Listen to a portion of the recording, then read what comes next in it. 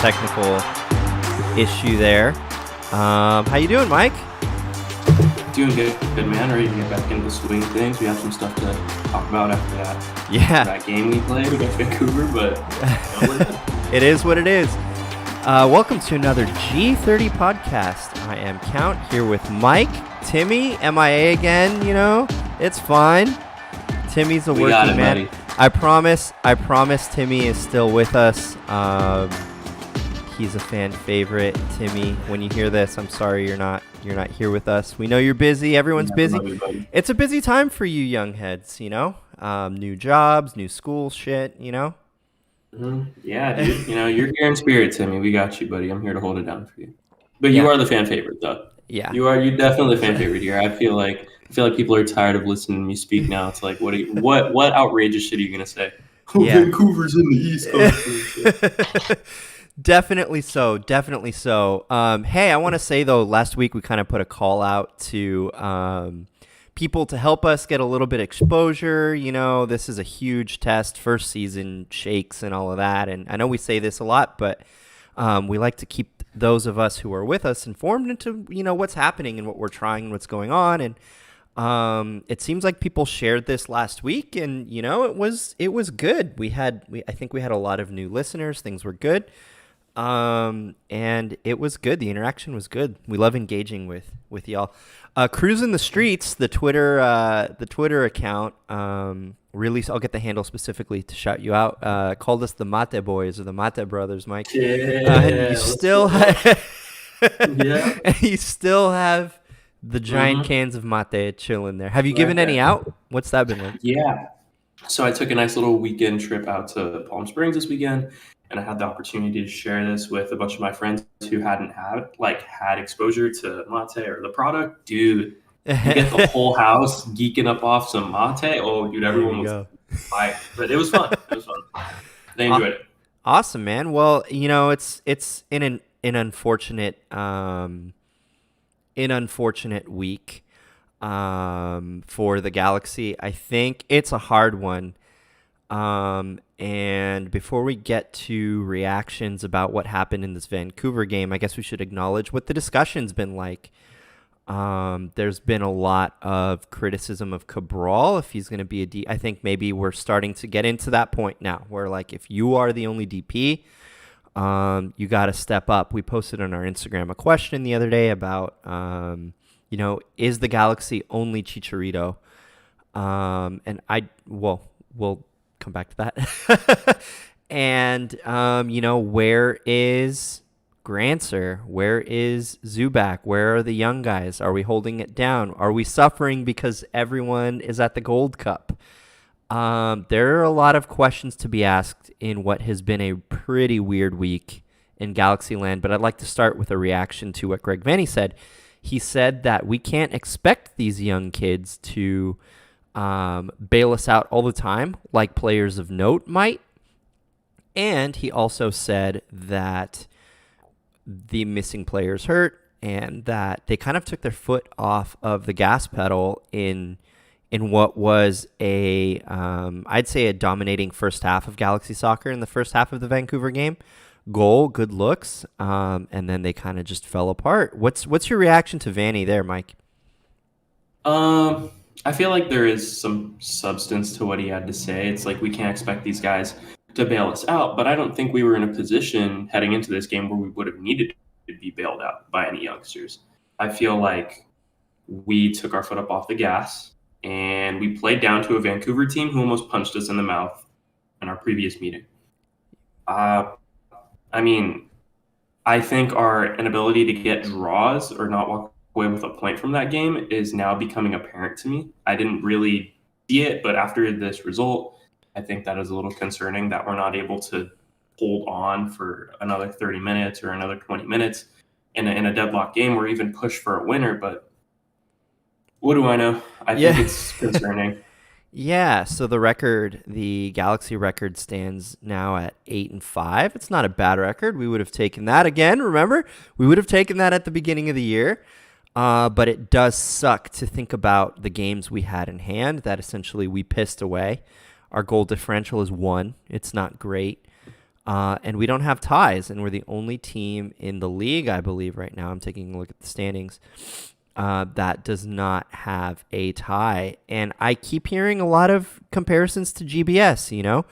I think Tucker over at Riot Squadcast had posted something about, like, uh, Greg made subs late. Like, if it was GBS, we would have been shitting all over him, you know? If we're not getting ties, neither did GBS, you know? So I don't think that's a fair comparison per se, but the lack of ties is a little bit concerning.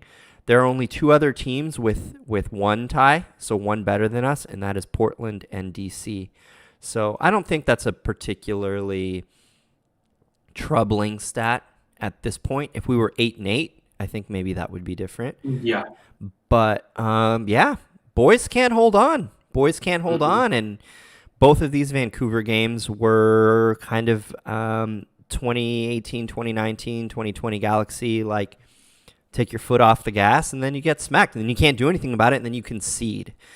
So let me ask you the other question. Let's talk about Chicharito first. Are we just Chicharito? Because that's what the league is going to say. That's what people are going to say. When Chicharito's not there, are we back to the old Galaxy of the last couple of years? Are we just Chicharito at this point? I mean, I don't feel like we have enough of a sample size to make that statement. Chicharito played for us all last season and did jack shit. And he's played a handful of games for us this season and has proved to be a superstar. I feel like in the MLS, he's still very unproven yet. And I feel like for the league to go out and make that statement, or for the power rankings to say one thing, I feel like that's just, it's very hollow. Like, we don't have 3 seasons of Chicharito like we had 3 seasons of Ibra, and he knocked down each 3 of those seasons like money, like butter. But right now, I would say so. But in the long term, no. I'm not ready to say that we are, but I do want to acknowledge that I think, thank you to Corner of the Galaxy for we're stealing homework. But we haven't, him and Josh and Baxter were saying that we haven't scored from outside of the 18 yet. So that has Chicharito written all over it. He is integral. I think he's pulled us through while we're waiting for these other guys to acclimate. But let's talk about these other guys, because it's time to be acclimated. I think it's time to take the kid gloves off a little bit. Let's start with Grancer. Grancer looks like a baller when he is comfortable and he's increasingly comfortable. Now you see his little flare moves that work. We'll talk about the other person later. He's strong. He's small, but he's stout. He's quick. Not the fastest, but he's smart. He reminds me of Alessandrini, man.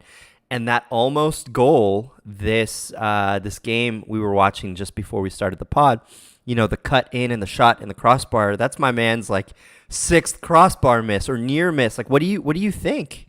What do you think about Grancer? I mean, I feel like Grancer, we've harped on about this so many times about his potential, and it's very evident. Like, he has bags of talent and he can find himself in dangerous positions, but at the moment he just cannot buy himself a goal. You could put any price tag on it, he still couldn't buy himself a fucking goal.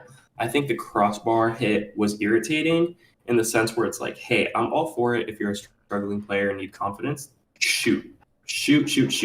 But in a game where there was already one previous disallowed goal, I think you just have to pick your head up and look at all 3 of the other options. You look at the other side of the 18, there was Cabral, there was Victor Vasquez, if I'm not mistaken, and I want to say Ryan was in there too. You had 3 potential options to put one away, and you go ahead and keep your head down and, in a very selfish manner, just strike the crossbar. If he would have picked his head up slightly, we could have found ourselves another goal. But yeah, I agree. He did this the last game too, or it might have been how many? It's been so long in all these Gold Cup games. So we played Dallas, then it was 10 days, and then it was Vancouver. Yeah. So in the Dallas game, we were winning comfortably, right? He looks. He had Augustine Williams in the 18 in the Dallas game. He had Cabral on the other side, like you're saying. My man shot, and he missed, but I liked it that game. This game, it's frustrating. Like, you have to know when, right? There's a time to play. Yeah, and I'm worried about his decision making Judgment. there in his judgment. I get that he wants one really bad. Now let's talk about Cabral, man. Victor Sir has been serving him a couple of games now. Mhm. He tries to do the skill moves, flashy thing, but it works less for him than for Grancer. He's getting a lot of criticism. Actually, I think the criticism has died down a little bit, which worries me. It seems like we're moving into a place where people are expecting Cabral just to be shit in a waste of a DP Wow. spot. I don't think we're there yet. We skipped a step. It was like we were critical too early, and then like now people are starting to write him off. He got his goal, but he can't buy one either, man. I don't. What do you think?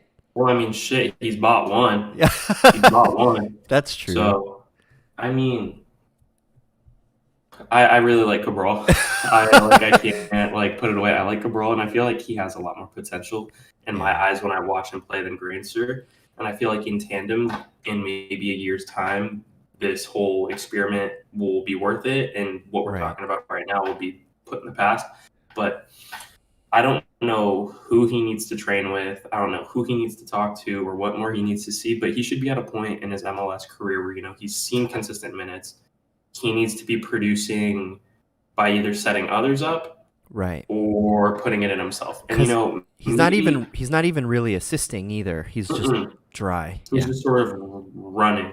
And I feel like it helps when we have Cheech involved because I feel like maybe he's better acclimated with Cheech, but that front three, whatever discord or whatever problems they're having with putting the ball in between the net, maybe they need extra focus, maybe they need more training. I don't know what to do, but Cabral needs to adapt his game sooner than later, and needs to start producing something. His runs are great. His dribbling is fantastic, but dribbling and making great runs necessarily doesn't buy you goals in the final third, and Right. especially when you can't dish it out. And So he seems a little weak on the ball. Like he's tall because he's and young, pacey and he's young, but he seems a little has the weak. Havertz build. Yeah, he's got that he's got that Havertz FIFA build.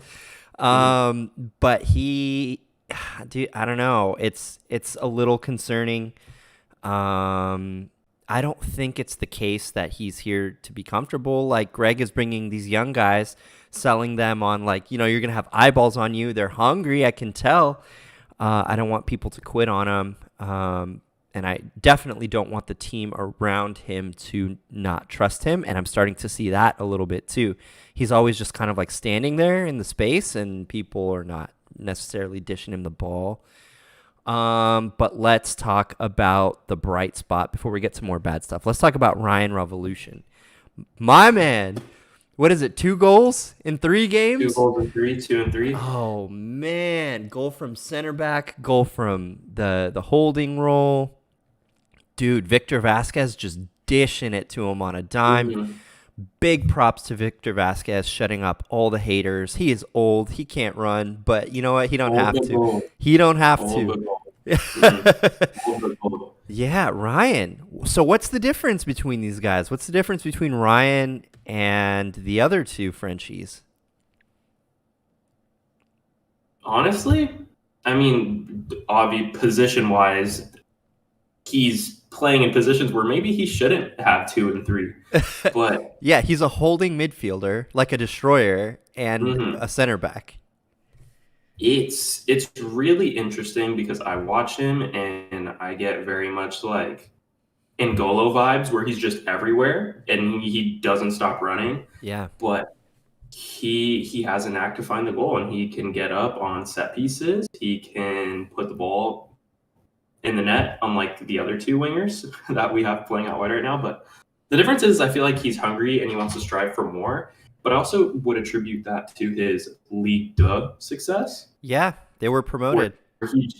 he came off a championship win, and I feel like he's riding a very high wave of momentum right now. Yeah. And I feel like in a league where if you are physical and you are big, you benefit a lot. And him being that, I don't think there's anyone who can really stop him right now. If you were to put him up against any other Yeah. midfielder in the league, He is I he just think he's very physically dominant. he is a smart player. He's big, but I don't think he's like particularly huge.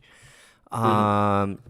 we saw him burned a couple of times at center back, which is fine. He's not a center back. No, that's fine. And he's not that pacey, but he knows where to be, and you can't Mhm. teach it. And it's fantastic, and it's really exciting. So I think we should take a minute to appreciate Ryan and everything he's done in getting acclimated in the last couple of games and finding the goal. Whatever he's drinking, he better like rub some of that all around on the other two. Yerba. Hey, Ryan, we got you. Ryan, buddy. We got you, buddy. So, yeah, I don't know. We haven't brought up Zubac. I think he's having solid games. I'm not in that like we need a second striker who's not Zubac. He seems to be increasingly comfortable. Greg's got everything go and that's why I don't want to freak out. I still trust Greg. It's season 1. I don't think he should be questioned. We are in fucking 4th place in the Supporter Shield, and not that that matters that much right now, but in the Western Conference, we're still sitting in 3rd place on 24 points. It's just frustrating. It's just frustrating to lose to the bottom of the barrel in the Western Conference. Yeah, just a little bit. I mean, Colorado's right behind us. They've had our number. LAFC is now surging. And then we have Minnesota and Portland behind that. And tomorrow we're going to go play Salt Lake. But before we get there, let's talk about the defense a little bit. I got to see my project, finally.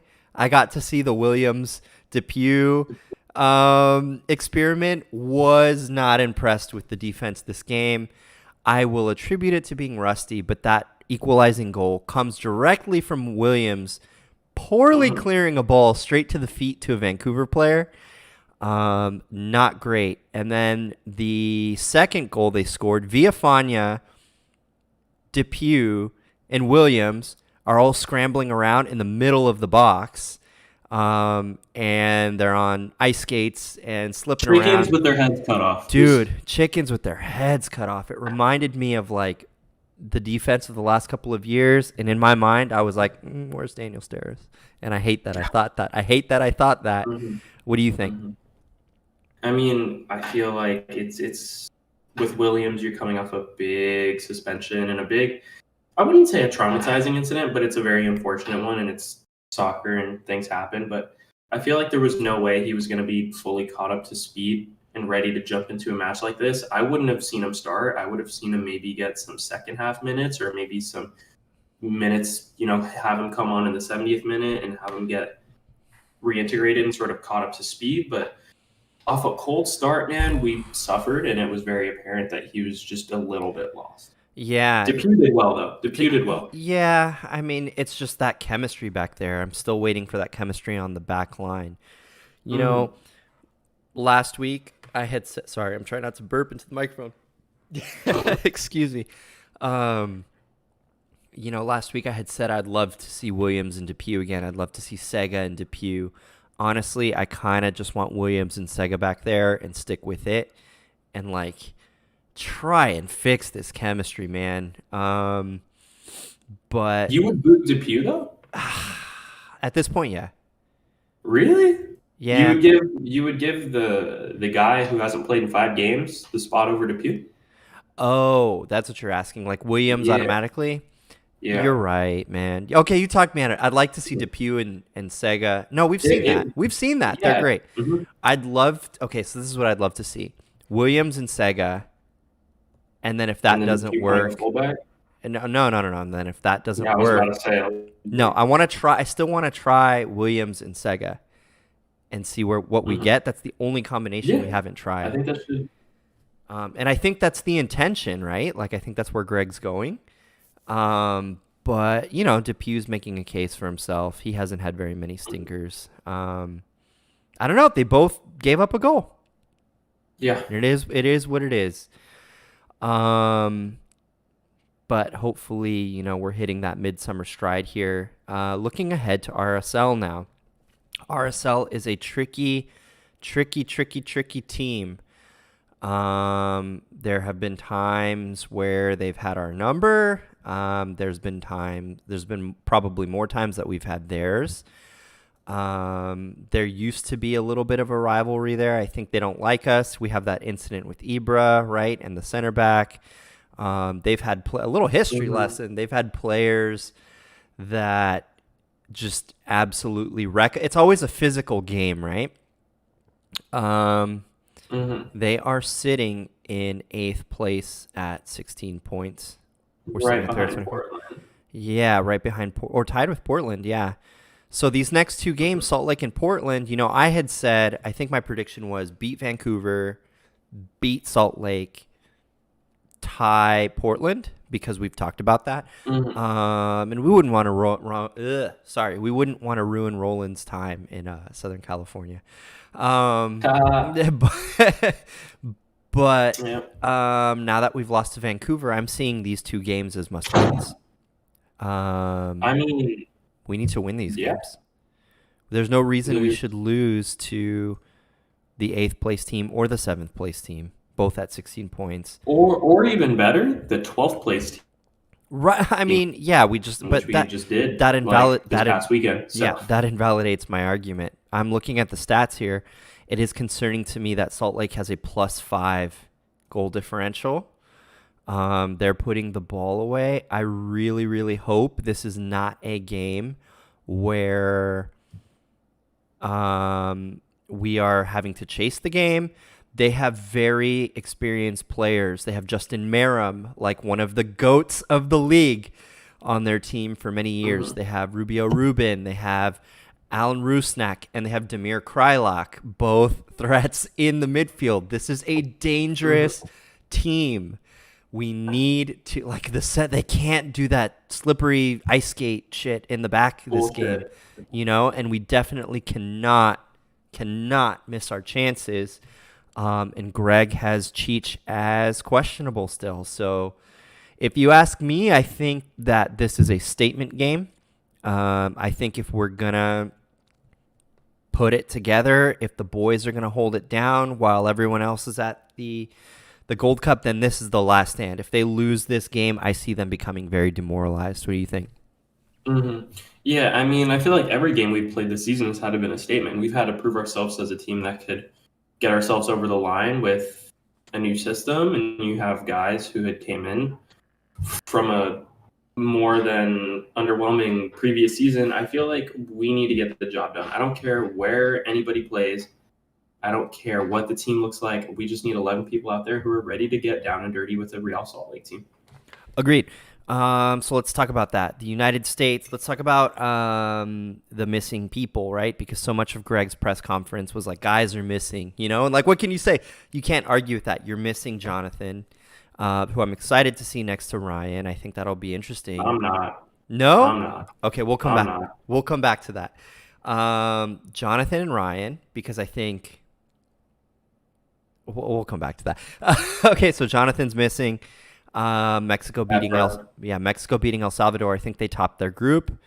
The United States beat Canada, and I can't say that word, but stupid Mark Anthony K. And we finished our group on top. So it looks like the boys are gone for at least another round. So reinforcements ain't coming. So they need to figure this out. We're missing Leggett. We're missing Pipo. I mean, he hasn't been around, but that's another center back you can throw in there if you want to. Jonathan and Ephra, as mentioned, they got to figure this out against Salt Lake.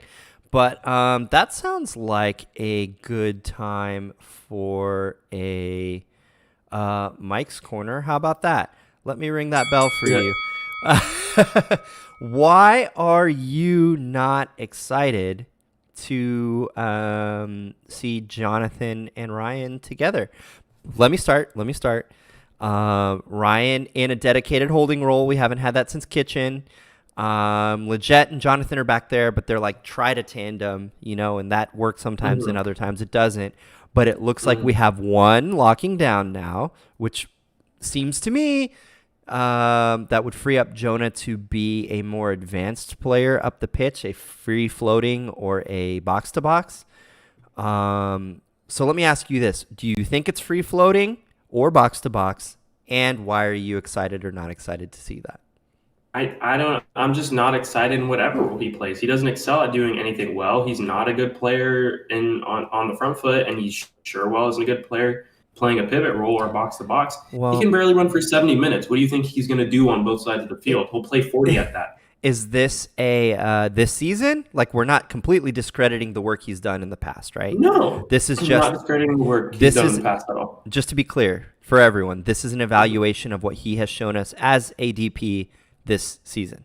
Yes, this season. I'm very aware of Jonah's resume of work with us. I'm no stranger to JDS, but in the past season and a half, he's proved to not excel at anything. He'll show up for one goal, maybe 3 a season, and he's done after 60 minutes. It's always some sort of liability. He's always hurt. He always has some sort of problem. I don't want to pair Ryan up with him and allow for JDS to be complacent and be mediocre. Because what happens when JDS fucks up, they're gonna point at Ryan because he's the new guy, and no one's gonna fucking defend Ryan over Jonah. Oh, He fucks up, they interesting. both go down together. So you're seeing a change into the guard here. I'm All seeing right. changing in the guard because I feel like if you pair them together, Ryan's playing with shackles, he's playing with a liability. Yeah. And at that, Jonah won't even see the full game, and Lord forbid it fucks up even when Jonah gets off the pitch after his good 65 or 70 minutes that he will play a game. Okay, so what if it was a situation where so that's the grand question that we're waiting to be answered, right? Who sits and who starts? Ryan's not going to sit. No. So that leaves, well, I think Play Leggett Nefra. Yeah, Leggett. Oh, interesting. Okay, so you'd put Leggett in that center role again. See, we're taking his position away again. But he does it better than Jonah. That's sucks. true. That's really true. Sucks. Leggett, okay. Leggett and Ephra. I'm also envisioning Jonah and Kleshchin sharing minutes, and Vasquez and Leggett sharing the cam role. Yeah. And Ephra. Yeah. Yeah. Excuse me. But Ephra and Leggett sometimes play on the wing too, so I guess they're more flexible. Yeah. But it's starting to become clear. I think that grand answer will happen when he comes back from the Gold Cup. He does have a goal in the Gold Cup so far. Pretty nice banger. We'll see. Yeah, it was a nice goal. But he's a lot like Leggett. Jonah with the national team is a little bit different than at times than club. So we'll see. Damn, 30 minutes went quick. I'd like to close the episode talking about the lovely Ibra highlights. This week, I think yesterday or today was a year ago since we beat LAFC. And Ibra got he got a hat trick, the one where he juked the defenders, where he put Blessing on his ass. It was amazing. I was scouting the Discords. If you are not part of the Galaxy Family Discord community, you should figure that out. If you can't find them on Instagram or Twitter, hit us up and we will point you to that. But they're having a great discussion there and in the Corner of the Galaxy Discord and in the Straight from the Stands Discord too. Everyone's talking about Ibra and this team today. Like, what would happen if Ibra was on this team? I think the defense is better. I think the coaching is better. I don't know if all of the problems would be fixed. And certainly the locker room stuff that has been full of tension would be back. And who knows, right? I think Greg is a good guy to manage that. I don't think Greg would have been particularly intimidated by Ibra. But it's an interesting question, right? Like, what does Ibra do with this team? And there was an interesting debate about, his antics. Like, a lot of people were like, I miss his ability to single-handedly win us a game. And then other people are like, yeah, but I don't miss the antics or the circus or whatever. The fact that we didn't have a team. Where do you come down on that? Dude, I love the circus, man. I feel like it was so much fun. I mean, in recent years, I would probably have to go down and say that Ibra's been my most enjoyable player to watch. I don't have a really big sample size of. I had just missed out on Beckham, and I had picked it up as soon as Ibra had decided to make his way down. Picked it up seriously. You've been around, but you're skipping over like the Analfo years. I remember you were quite opinionated about Analfo. Yeah. I was wrong. That's for another episode. Yeah. But you're saying it was like bang average until Ibra showed up. Yeah, I mean, because it was really bad. I remember watching it, and I had my thoughts about Analfo, and I was real pissed. I remember the deciding game where I was like, dude, fuck Analfo. Was that game we had lost against Houston? I don't remember what the scoreline was, but I remember we got our shit kicked in by Houston, and I was like, bro, just throw the team away, throw the whole team away. But yeah. Yeah, I agree. I miss Ibra. I think it was great. And I don't think it would have been locker maybe for legit, but I don't want to blast our mate friend that way as he sips the mate again. You gotta be like tweaked. Yeah. I think Greg would have. I think it still would have been Greg's culture regardless, and maybe Ibra wouldn't have been down for that too. We don't know, but it is an interesting thought experiment. Interesting hypothetical for sure. All right. Any final thoughts? Nah, that should be it from me today. Okay. I'm all good. All right. So let's do this. Let's cue that good old music. All right. Tell them where they can find us. All right, guys, if you've listened this far into the podcast, you can come check us out on our socials on Instagram and Twitter at the G30 Podcast, which is the G30 Podcast. And if you'd like to check me out on my socials, you can come check me out on Twitter at CFC Michael. And that'll be it for me today. Cool. And I am Count Chalk 786 on Twitter and available on YouTube and Instagram as well. Remember, if you're listening to this on audio, you can go back and see it live if you want to. Yeah. All right. We will catch you next time. Peace.